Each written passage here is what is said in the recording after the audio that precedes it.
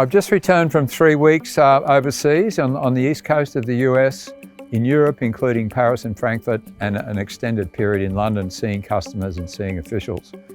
There's no doubt that the key theme that we're seeing in global markets is the fact that because of a number of post-COVID disruptions associated with tight labour markets, with accumulation of excess savings, and with a high level of fixed rate loans in the system, the effectiveness of monetary policy has been disappointing officials. So what we've seen is that the US economy, for instance, a few months ago, the market was expecting rate cuts by July, now unlikely to happen until next year. In the case of Australia, the Reserve Bank has recently raised interest rates in May and June after a pause in April, and both of those rate hikes came as somewhat of a surprise. We did see quite a change in the priorities that the Reserve Bank Governor noted in his statement after the June rate hike, where he really prioritised concerns about inflationary expectations, implied wage price spirals, and very high unit labour costs, rather than prioritising the need to maintain a lot of the benefits on the labour market from the post-COVID period. For that reason, we felt that it was very likely that they would raise rates immediately following that meeting at the July meeting. That was not the consensus at the time, but we felt confident that there's no reason why they would wait. And indeed, we also indicated that we thought that the August tightening was a significant risk.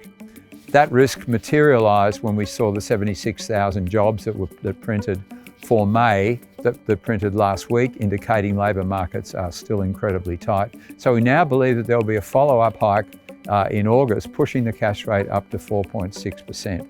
What does that mean for growth? Well, firstly, for a start, it means that we don't think the Reserve Bank will be able to start their rate cut cycle until May rather than the February that we had before.